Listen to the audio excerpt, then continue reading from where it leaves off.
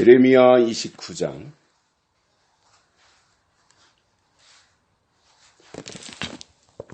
8절에서 9절입니다.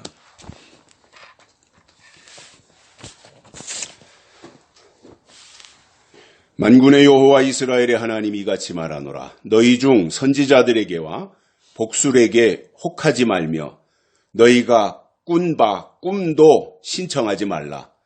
내가 그들을 보내지 아니하였어도 그들이 내 이름으로 거짓을 예언함이니라. 여호와의 말이니라. 아멘.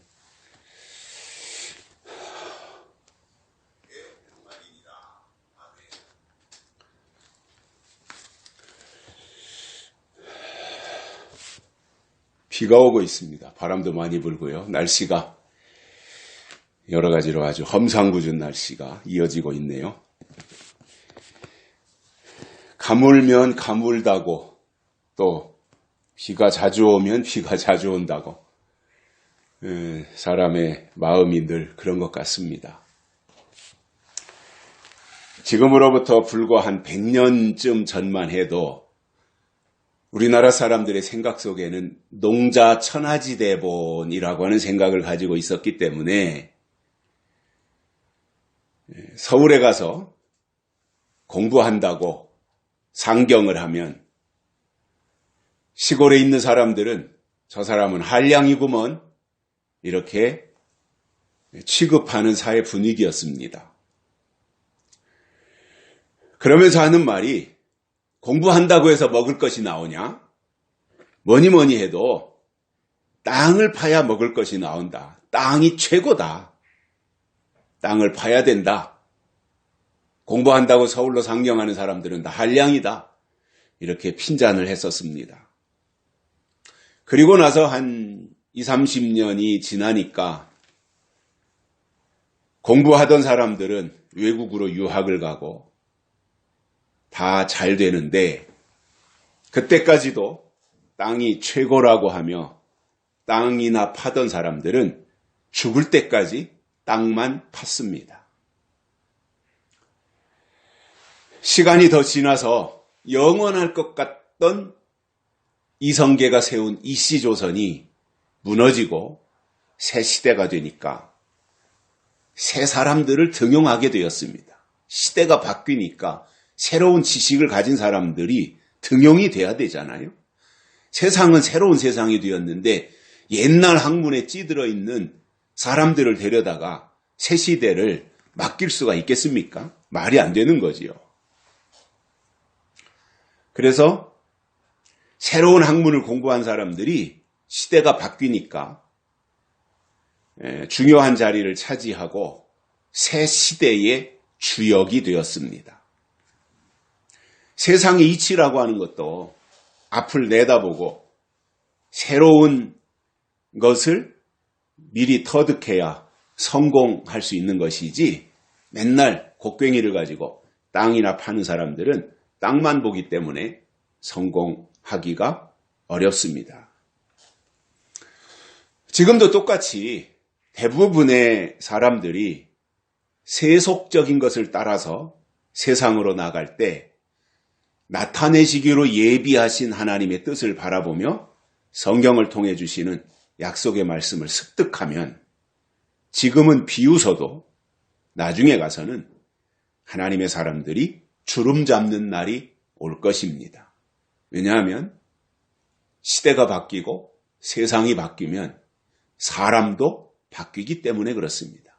그런데 바뀌는 사람들에게 필요한 것이 뭐냐면 새로운 학문이 있어야 되는 거예요.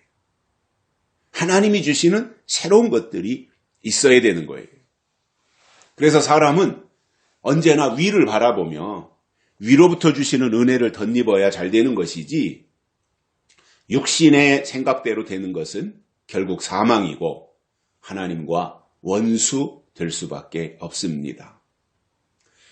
오늘 본문에서도 우리가 읽었던 것처럼 예레미야 당시에 활동했던 선지자들이 있는데 그 중에는 복수를 하거나 현혹하는 그리고 사람들을 미혹하는 선지자들이 있었는데 그들은 자기 목적에 따라서 활동한다는 것이고 하나님이 보낸 선지자들이 아니었다는 말입니다. 구약 성경에서 하나님이 보내신 종들은 손해를 보더라도 하나님의 뜻을 말해야 했습니다. 그게 사명이었기 때문에 그렇습니다. 내가 이 말을 함으로 비록 손해를 보고 피해를 보더라도 그것을 말해야 했던 거지요. 그게 하나님의 사람들이지 않았겠습니까? 그러다 보니 사람들에게 환영받지 못해요. 또 오히려 거부당하고 미움도 당할 수 있어요. 우리가 다 똑같은 성정을 가지고 있기 때문에 비슷하리라고 봅니다마는 사람들이요, 쓴소리와 단소리 중에 어느 것을 좋아할까요? 내가 듣기에 거북한 쓴소리와 듣기 좋은 단소리 중에 어느 것이 듣기 좋을까요? 듣는 입장에서라면 아마도 쓴소리보다는 달콤한 소리가 훨씬 좋을 거예요. 그런데 하나님이 보낸 선지자들이라고 해서 사람들의 그러한 마음이나 생각을 몰랐겠어요? 내가 무슨 말을 해야 사람들이 좋아할 거라고 하는 거 선지자들 다 지혜가 있는데 경험이 있는데 다 알지 않겠어요? 그런데 하나님이 보내셨다고 하는 그 한 가지 이유 때문에 사람들이 듣기 좋아하는 달콤한 소리보다는 비록 듣기가 거북하지만 그것이 정말 하나님이 주신 말씀이었기 때문에 쓴소리를 하셨던 거예요. 선지자들의 입을 빌려가지고 하나님이. 말을 하는 입장에서도 똑같다고 봅니다. 심판을 예고하고 책망하는 이 쓴소리보다는 잘한다고 칭찬해주는 단소리가 부담도 없고 훨씬 수월할 거예요. 또 인기도 끌 수 있을 거예요. 그럼에도 하나님의 종들은 그 상황에서 사람 눈치 보지 아니하고 하나님이 내려주시는 말씀을 그대로 백성들에게 전달하면서 너희가 지금 잘못 가고 있다. 그 길은 틀린 길이다. 그 길은 하나님이 원하는 길이 아니다. 빨리 돌아서라. 이렇게 하면서 경고음을 냈던 거예요. 그럼에도 듣지 않으면 용서 없이 하나님이 심판하시겠다고 하는 메시지를 전달했던 것이 하나님이 보낸 선지자들이었던 것입니다. 오늘은 이스라엘의 하나님이 유다 백성들에게 하신 말씀이 무엇인지 세 가지를 깨닫고 은혜를 받겠습니다. 첫째로는 선지자들에게 혹하지 말라 이렇게 말씀하고 있습니다. 선지자들에게 혹하지 말라는 거예요. 우리가 하나님이 주신 믿음을 끝까지 잘 지키려면 누군가가 나타나서 새로운 주장을 할 때 거기에 현혹해서 치우칠 것이 아니라 그 말을 듣는 순간 그것이 옳은지 그른지를 검증하는 작업부터 해야 되는 거예요. 옳거니 이제 새로운 사람이 나타났구나. 옳거니 이제 새로운 시대가 코앞에 오겠구나. 이렇게 쉽게 판단할 것이 아니라 그가 정말 그 시대에 하나님이 보낸 종이냐? 그래서 그가 하나님의 말씀을 증거하느냐? 이것에 대해서 옳은지 그른지를 검증부터 해야 된다는 말입니다.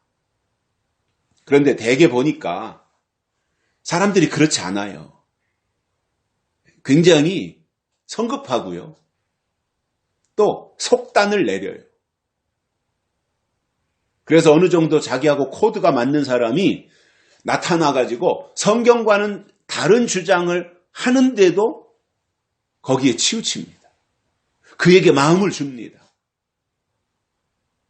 그리고 그 사람의 말만 옳다고 우기면서 그 사람의 주장을 듣고 따라가는 사람들이 대부분이더라 말입니다.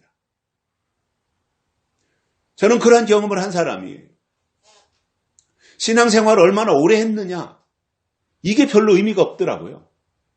교회에서 직분이 얼마나 높으냐? 이것도 별로 의미가 없더라고요. 그냥 자기하고 코드가 맞고 자기 마음에 맞는 사람이 나타나서 어떠한 주장을 하면 그게 옳은지 그른지 그거에 대한 판단력은 없이 그냥 그쪽으로 마음을 주고 쏠리는 현상들을 지켜봤습니다.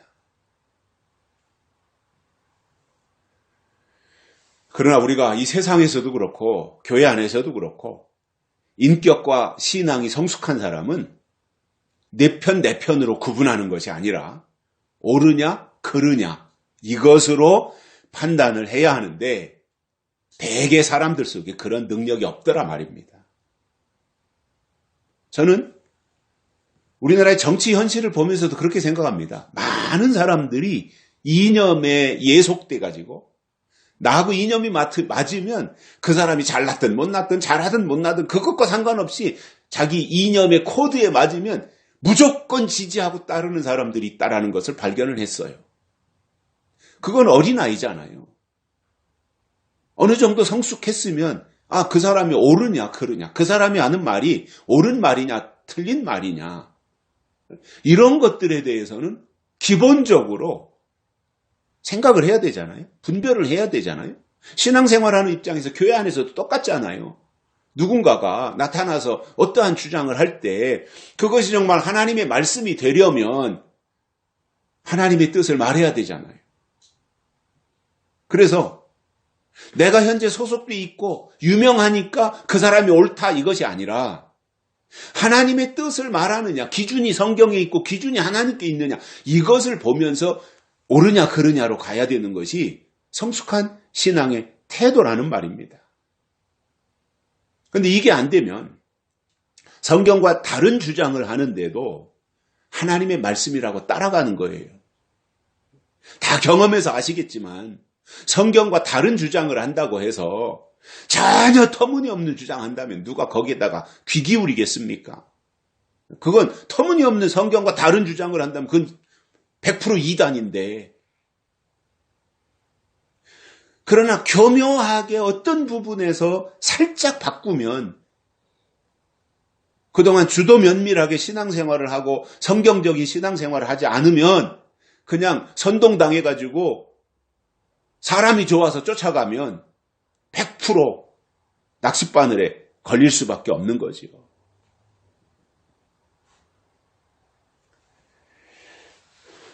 그래서 그런 사람들은 어떻게 반응하느냐 하면 하나님의 약속이 아닌데도 불구하고 아멘을 남발합니다. 얼마나 어리석은 거예요, 그것이. 죽어라고 고생하고 애쓰고 헌금하고 시간 들이며 봉사하고 충성하고 하면서 하나님이 함께하지 않는 하나님의 약속이 없는 거기에 올인하고 있다고 할 때 하나님 보실 때 그게 얼마나 안타까운 일이겠어요.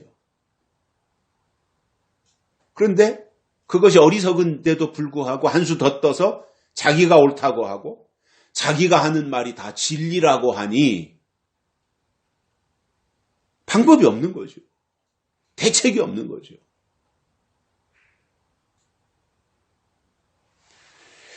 오늘 에레미야 선지자가 말씀하고 있는 이 선지자는 거짓 선지자이고 그들이 나와서 하는 일은 미혹하는 일이에요.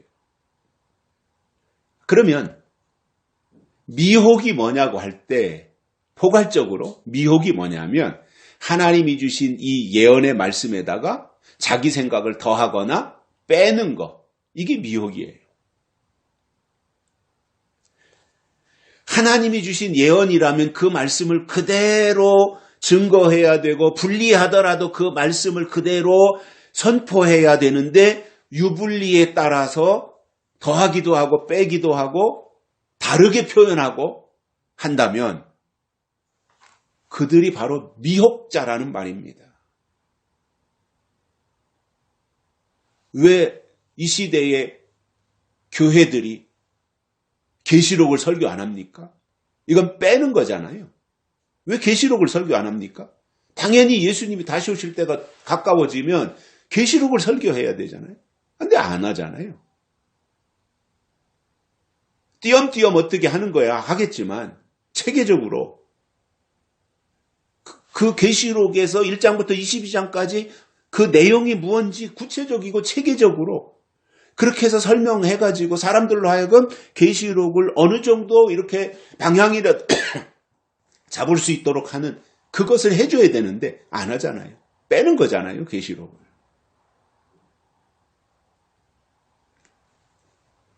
구약성경에 나오는 하나님이 기름 부어 세우신 대표적인 직책이 있다면 선지자와 제사장입니다. 그것이 구약성경의 선지자, 제사장들이 수없이 나타나는데 그 직책의 의미를 축소한다면 선지자는 아버지와 같은 역할이고 제사장은 어머니의 위치에서 일하는 사람들이었습니다. 그러면 가정에서도 아버지는 자식들을 향해서 책망도 하고 때로는 회초리질도 합니다. 바로 가도록 하기 위해서 그러는 거지요. 그러나 어머니는 늘 품어주시고 또 이해하고 용서해 주십니다. 그래서 이 선지자와 제사장이라고 하는 두 가지의 역할이 구약 이스라엘 백성들과 유다 백성들에게 다 존재하고 있었고 그들을 통해서 하나님께로 갈 수 있도록 이끄는 그 일들을 감당했었는데 그 중에서 선지자는 하나님께 말씀을 받아서 백성들에게 증거하고 깨우치는 일을 했다면 제사장은 하나님과 백성 사이에서 중재자의 기능을 수행했던 것입니다. 제사장의 주된 역할을 보면 백성을 대신해서 하나님께 제사 드리는 일을 했고 그것과 똑같이 제사 드리는 그 일과 똑같이 납병이나 문득병이죠. 납병이라든가 또는 출산을 하고 나면 부정해진다고 하는데 그것을 정결하게 하는 절차를 집행했던 분들이 제사장들입니다.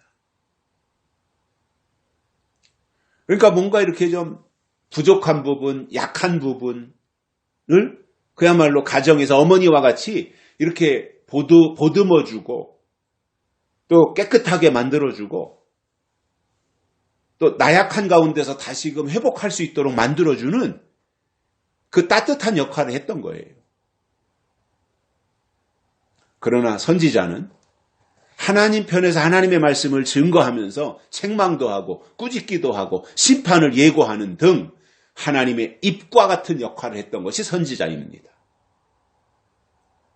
자, 그러면 이 선지자 중에서 이 선지자를 구분하면 선지자라는 이름을 가지고 있다고 해서 다 하나님이 보낸 선지자가 아니라 구약성경에도 보면 선지자는 다시 참 선지자와 거짓 선지자로 구분할 수 있는데 참 선지자는 그때 주시는 하나님의 말씀을 가감없이 전달했습니다.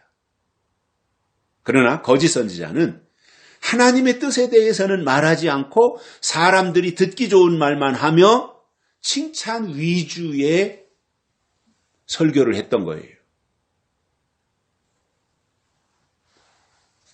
그래서 하나님은 예레미야 선지자를 통해서 유다 백성들에게 거짓 선지자들의 말에 현혹당하지 말아라. 그것을 강조하고 있는 겁니다.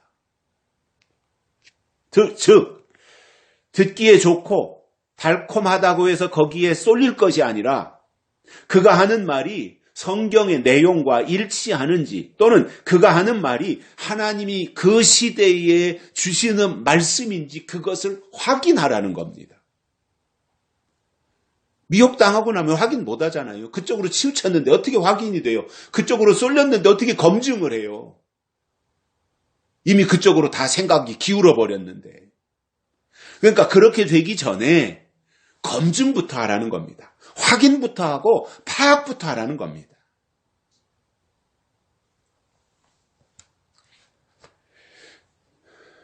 그리고 선지자는 하나님이 보낸 선지자는 성경을 근거로 해서 때에 대해서, 법에 대해서, 의에 대해서 말해야 하나님의 선지자입니다. 그러나 때와 법에 대해서는 함구하고 복 받으세요. 성공하세요. 대박나세요. 평안합니다. 안전합니다. 하나님이 지켜주실 겁니다. 십자가 아래 있으면 안전지대입니다.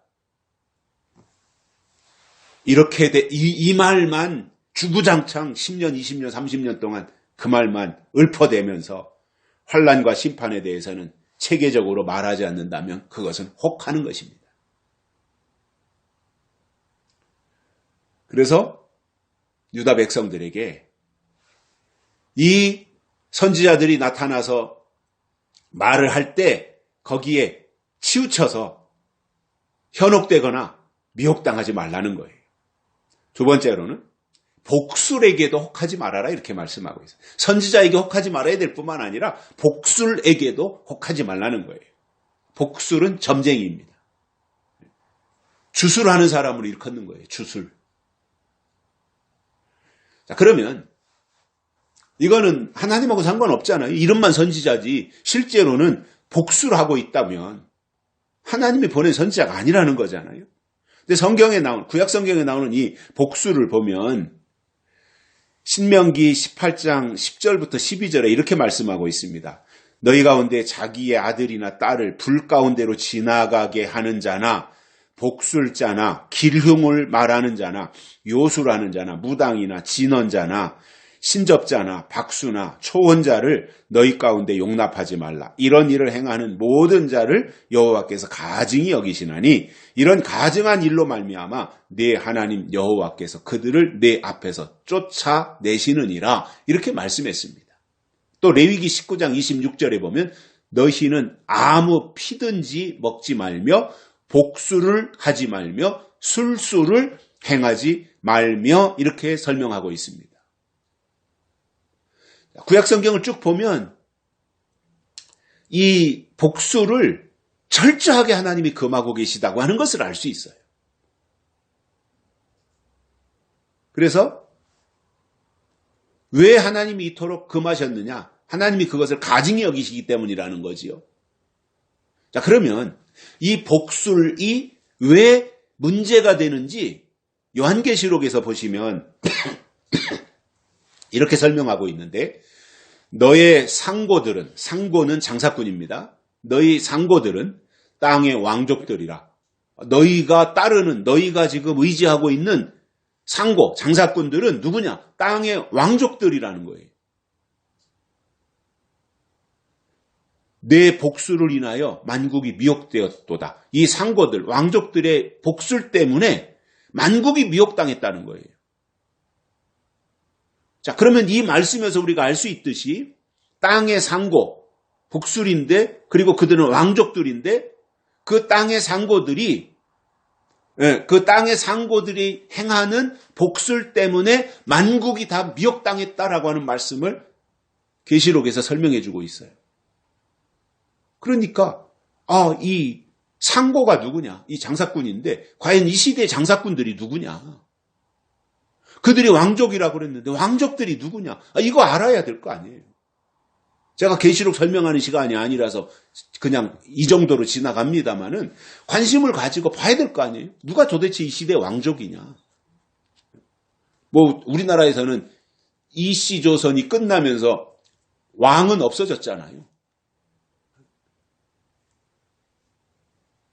그리고 이제 공화국이 되어가지고 민주공화국이 되어서 국민이 선거에 의해서 대통령을 뽑는 공화정이 되었잖아요, 우리나라가. 그러면 이러한 상황 가운데서 우리가 살아가면서 이게 단순히 그냥 세상의 왕족들, 저 유럽에 가면 다 왕들 있잖아요. 영국에도 있고 스페인에도 있고 다 왕족들이 있는데 그 세상의 왕족을 말하는 것이냐. 장사꾼 상고라고 할 때 저 시장에서 장사하는 저 장사꾼들을 말하는 것이냐. 아니면 계시록이 교회에 주신 말씀이니까 교회 안에 있는 상고들, 교회 안에 있는 왕족들을 말하는 것이냐. 이것에 대해서 신중하게 생각하고 또 성경에서 그 근거를 찾아보며 이렇게 가야 되는 것이 성숙한 신앙인들의 자세 아니겠어요? 그냥 아무런 생각도 없이 유명한 분이 나와가지고 이렇게 믿으세요. 아멘. 저렇게 믿으세요. 아멘. 그건 어린아이지요. 말하는 사람 입장에서 그렇게 말을 했다고 할지라도 듣는 입장에서 그것이 성경과 옳은지 그른지를 분별하고 분석해 내야 할 책임도 의무도 있는 거 아니겠어요?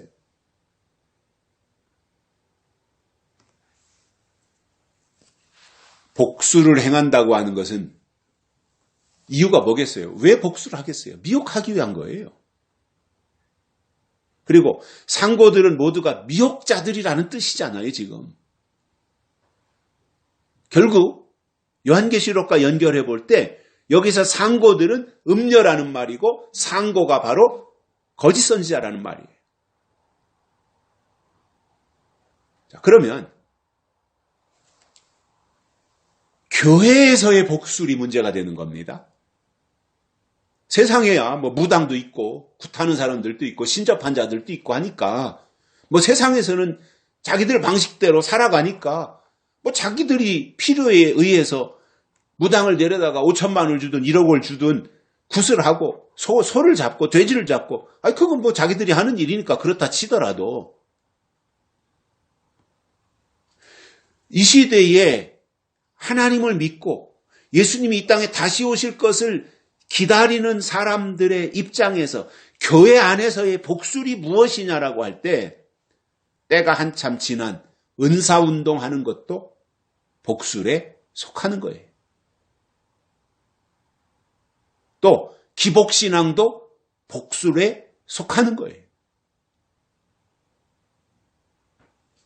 물론 은사라고 하는 것은 하나님의 선물이고 믿음을 발전시키는 데 있어서 꼭 필요한 요소인 것은 맞아요. 그러나 은사주의가 된다든가 은사에 빠져서 말씀을 외면한다면 그 은사는 아무짝에 쓸모가 없어요. 그 은사가 예수에게로 나가게 하고 그 은사가 하나님의 말씀을 깨닫게 하는 거라면 그건 좋은 거예요. 그러나 은사가 있으니까 오직 그 은사만 남아있고 다른 것은 다 사라지고 없어버리는 은사라면 그 은사를 어디다 쓰겠어요? 은사를 주신 목적이 뭔지 알아야 되잖아요. 고린도전서에서 하나님 왜 은사를 주셨는가? 그것을 알고 그 방향에서 그 목적에 맞게 가야 되는데 과거에 은혜 시대가 한참 진행이 될 때 은사주의자들이 많이 있었는데 그래가지고 그분들이 기도원도 하고 또 나름대로 순기능도 있었지만 결국 그동안에 역할을 했던 은사를 받았던 사람들의 한계도 분명히 있었고요. 그 이상 넘어가지 못했잖아요. 그리고 과거에 그렇게 은사를 행하던 분들이 지금 다 어디로 갔습니까? 존재감도 없어졌잖아요. 그리고 제가 한 31 요 나이 때 어느 세미나에 가서 들었는데 돌아가셨지만 하용조 목사님이 그런 얘기를 한번 하시더라고. 은사에 대해서 쭉 설명하다가 우리나라 은사주의자들 기도원 하고 있는 가정재단 쌓는다고 하는 그런 분들에 대해서 얘기하면서 은사는 하나님이 주신 선물이라 좋은데 우리나라에서 은사를 받았다고 강조하면서 그 은사에 푹 빠져 있는 사람들을 보면 대부분들이 인격이 모자란 사람들이었다라는 거예요. 인격에 문제가 있더라는 거예요. 저는 그분의 주장에 100% 동의해요.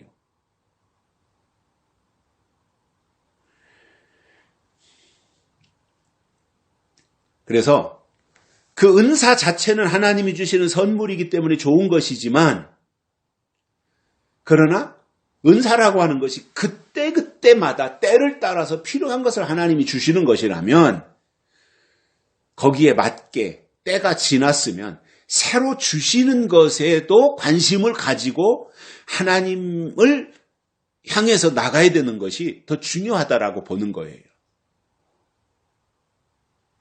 그래서 앞에서 설교하는 분들이 하나님이 보낸 종이라면 그 증거로 때를 따라 주시는 하나님의 말씀을 결국은 증거해야 되는 거예요. 앞에서는 은사를 행하더라도 본질적으로, 궁극적으로는 하나님이 주시는 말씀을 증거해야 되는 거예요. 아니, 은사의 목적이 그거 아니겠어요? 하나님을 증명하라는 것인데.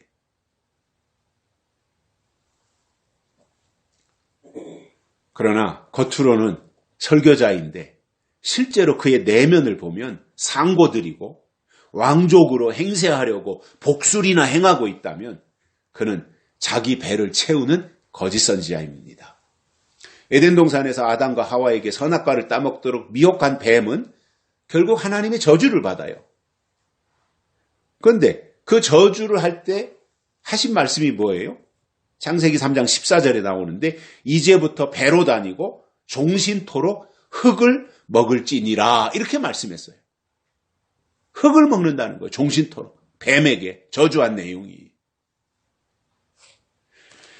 그때부터 뱀은 배로 기어다니게 되었고 이 뱀의 계통이 거짓 선지자인데 그 거짓 선지자들이 나타나서 활동할 때는 영적인 것이나 때를 따라주시는 예언의 말씀에는 관심이 없고 오직 자기 배를 위해서 산다는 말이에요. 이게 뱀의 계통이에요. 그래서 영적으로 깨어있는 분들은 신앙생활을 하면서 중요하게 생각하는 것이 내가 말씀을 받고 있는 저 설교자가 진짜 이 시대에 하나님이 보내신 종이냐 아니면 복수를 행하는 상고 또는 장사꾼이냐 이것을 분별해야 됩니다. 여러분, 복수를 행하고 능력을 나타낸다고 해서 그가 하나님이 보낸 종이 되는 것은 아닙니다.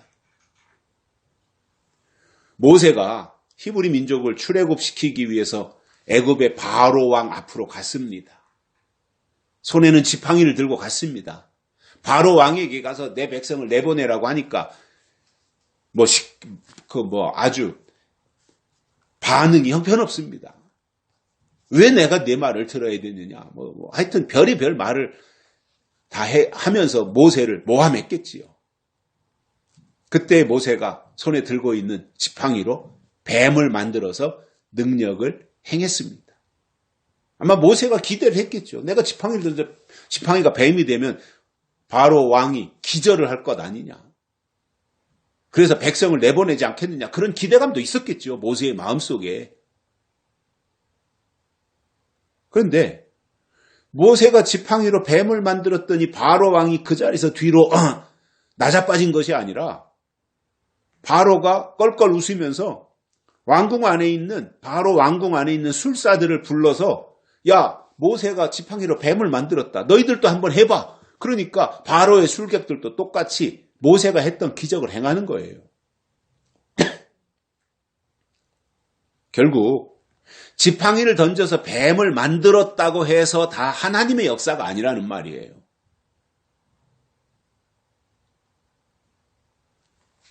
그렇다면 눈에 보이는 것만 보고 따라갈 것이 아니라 그것이 모세를 통해서 나타난 하나님의 역사냐 아니면 바로의 술객들이 나타내는 악한 역사냐 이것은 최소한도 분별해야 됩니다. 저는 이런 표현을 하고 싶어요. 교회 안에서 나타나는 능력이라고 해서 그게 다 하나님의 능력이 아니다라는 거예요. 믿음이 연약한 사람들은 교회 안에서 무슨 능력이 나타나면 다 하나님의 역사라고 생각하는 거예요.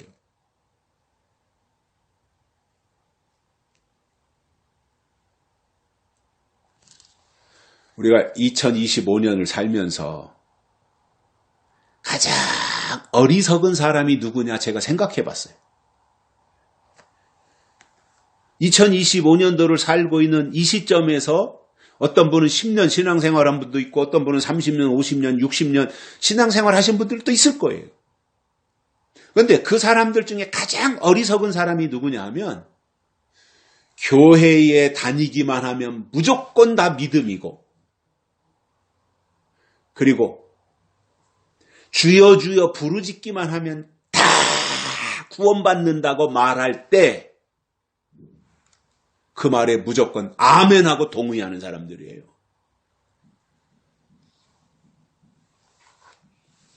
그 정도 수준밖에 안 되는데 그런 사람이 하나님의 일을 할 수 있겠습니까? 이게 하나님의 말씀이냐 아니면은 세상의 소리냐 이것조차 분별하지 못하는 사람이 하나님의 일을 할 수 있겠습니까? 믿음이 뭔지조차 모르는데 그 사람 속에 믿음이 있겠으며 믿음이 없는데 하나님이 쓰시겠냐 말이에요.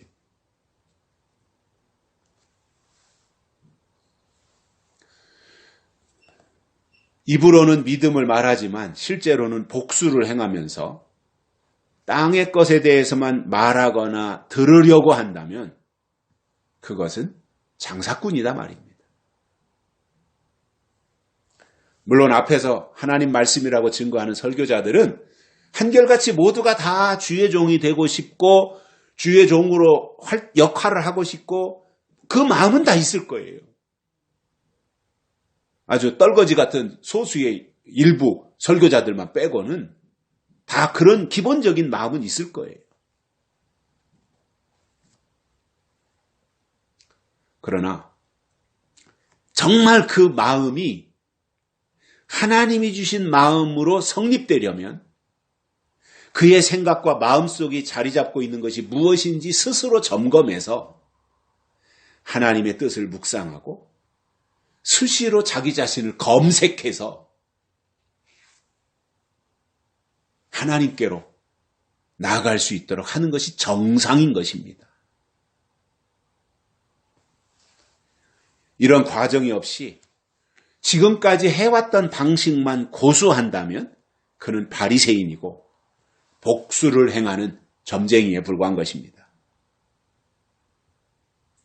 세 번째로는 꿈도 신청하지 말라 이렇게 말씀하고 있습니다. 오늘 본문에서 꿈도 신청하지 말아라. 성경에서 꿈 이야기로 가장 유명한 사람은 요셉이지요. 꿈의 사람 요셉이지요. 별 하나를 놓고 11별이 절을 하고 단 하나를 놓고 11단이 절을 하고 이런 꿈을 꾼 것을 또 요셉이 자랑스럽게 밥상머리에 앉아가지고 형들 앞에서 이야기하는 거예요. 형님들아 이런 꿈을 꿨다 내가. 그러니 그러지 않아도 아버지 야곱이 11번째 아들 요셉을 특별히 사랑해서 채색 옷을 입히고 있는 이러한 것 때문에 눈밖에 나 있는데 형들에게.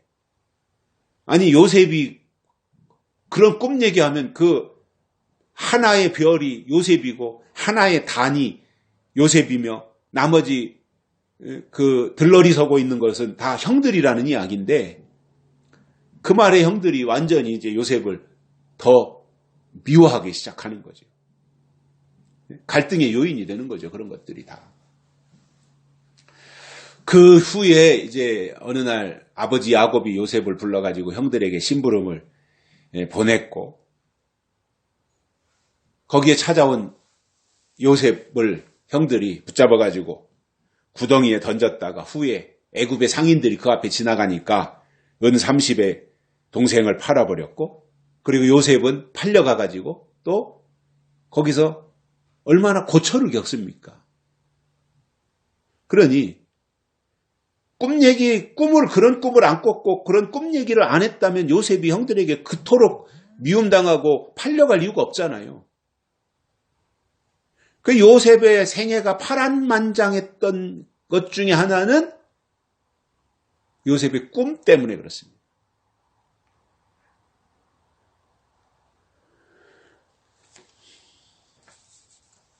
그 후에는 이제 누명을 뒤집어 쓰고 감옥에 들어가기도 했지만 거기에서 또 바로의 꿈을 해몽해서 애굽의 총리가 되는 자리로 나아갑니다. 이게 요셉의 생애예요. 꿈 때문에 미움도 당했고 꿈 때문에 고초도 겪었지만 결국은 그 꿈 때문에 요셉은 최고의 자리에 올라가는 영예도 누렸던 거지요. 그렇다면 저는 그런 생각을 해요. 꿈을 믿음이라고 할 때, 하나님이 주신 꿈이 믿음이라고 할 때, 하나님이 이 시대에도 우리에게 주신 꿈이 있잖아요. 믿음이 있잖아요. 소망이 있잖아요. 그것을 어렵더라도 역경이 있더라도 놓지 않고 끝까지 그 꿈을 붙잡고 있으면 하나님은 그 꿈 때문에 그 사람을 쓰신다라는 겁니다.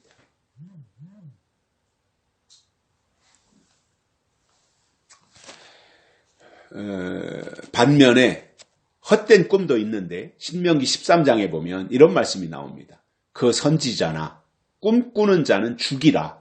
이는 그가 너희를 애굽 땅에서 인도하여 내시며 종되었던 집에서 속량하여 취하신 너희 하나님 여호와를 배반케 하려 하며 너희 하나님 여호와께서 네게 행하라 명하신 도에서 너를 꿰어내려고 말하였음이니라. 이렇게 설명해 주고 있습니다.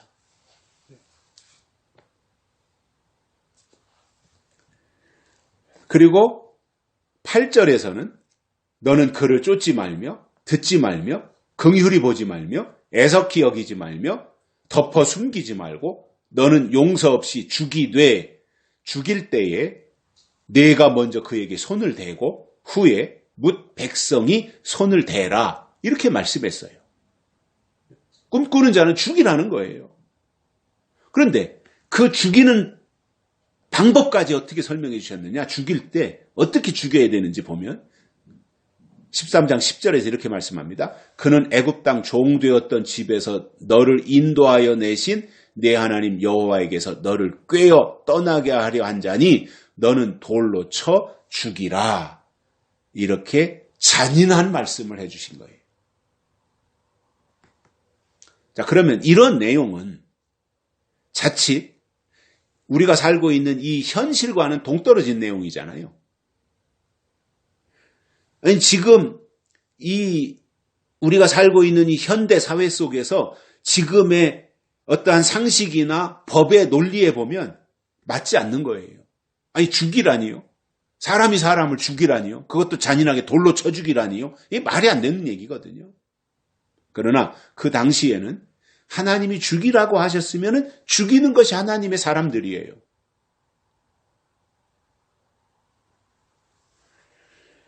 여기서 헛된 꿈을 꾼다고 하는 것은 하나님이 주신 꿈이 아니라 자기 생각이고 미혹해서 넘어지게 만드는 엉뚱한 꿈인데 이유인즉 거짓 꿈이고 허망한 꿈이며 백성들을 미혹하는 꿈이기 때문에 그렇습니다.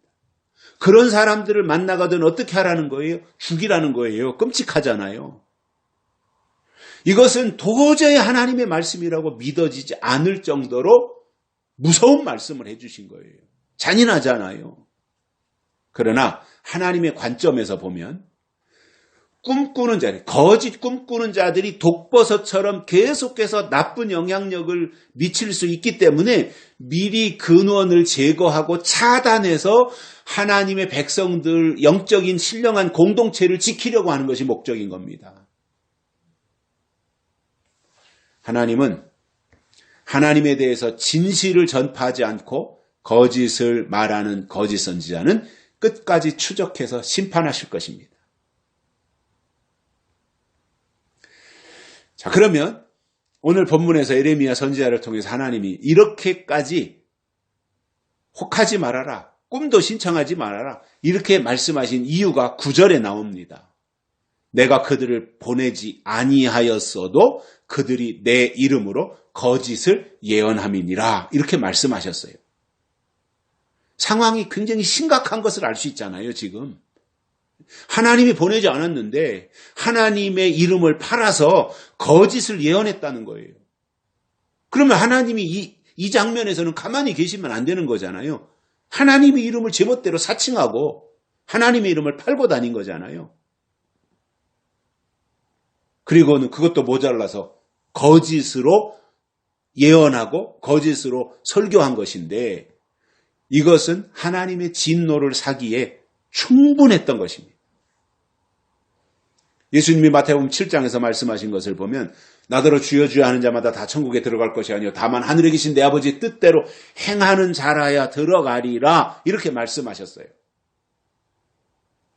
하나님이 보낸 종들은 말재주가 없고 표현력이 좀 부족해서 투박하더라도 그 입에서 하나님의 뜻이 나오고 그 입에서 하나님의 약속이 나오기 때문에 그는 하나님의 말씀을 증거할 수 있는 것입니다. 하나님은 선지자라는 직책이나 복술로 미혹하는 일이 있다고 하더라도 거기에 치우치지 말고 하나님이 주신 말씀을 지키면서 그들과 완전히 단절하라는 거예요. 왜냐? 나쁜 영향을 자꾸 받을 수 있으니까요. 말이라고 하는 것은 파장이 있고 영향력이 있지 않습니까? 그러니 빈총도 안 맞은 것만 못하다고 나쁜 말도 틀린 말도 자꾸 듣다 보면 거기에 세뇌되는 거거든요. 그런 것처럼 믿게 되는 거거든요. 그러니까 그 단계로 가면 안 되기 때문에 하나님이 그것을 지금 차단시키는 거예요. 그래서 확실하게 하나님의 백성은 신령 공동체가 되고 하나님의 뜻과 하나님의 약속과 하나님의 말씀 안에서 그 시대에 주신 선지자를 통해서 하나님의 뜻을 깨닫고 하나님이 원하시는 방향으로 가야 되며 하나님이 하라고 하신 일들을 해야 되는 그 무리들이 이스라엘이고 유다였던 것입니다. 그것을 하나님이 요구하시는 거예요. 하나님의 입장에서 충분히 요구하실 수 있잖아요. 그런 것을. 결론으로 하나님이 보내신 선지자라면 미혹하거나 복수를 행하면 안 되고 헛된 꿈도 꾸어서는 안 된다 말입니다. 하나님이 그것을 지금 원치 않으신다는 거예요. 그것은 하나님의 방법이 아니라는 거예요. 그래서 참 선지자는 복술이나 꿈이 아니라 하나님이 주신 말씀을 그대로 증거하는 사람이라고 하는 것을 아시고 하나님 중심으로 그리고 성경 중심의 신앙을 끝까지 지켜가시기를 주의 이름으로 축복합니다. 살아계신 하나님 아버지 감사합니다. 오늘 또 우리를 불러주시고 하나님의 말씀을 듣게 해주셔서 감사를 드립니다. 오늘 주신 이 말씀을 의지하여 우리가 더욱더 하나님께 나아가게 해주시고 하나님이 주시는 이 소중한 말씀들을 우리의 마음판에 새기고 하나님의 사람으로서 신분을 지키면서 하나님의 사람으로서 위치를 유지하면서 하나님의 사람으로서 역할을 감당해낼 수 있는 저희들 되도록 은혜를 베풀어 주시옵소서. 우리가 선지자나 복술자들에게 미혹당하지 아니하고 헛된 꿈에 치우침이 없이 하나님의 약속 안에서 끝까지 살아갈 수 있는 저희들 되도록 은총을 베풀어 주옵소서. 다시 오실 예수님의 이름으로 간절히 기도드리옵나이다. 아멘. 찬송가 434장 부르시면서 헌금 드리시겠습니다.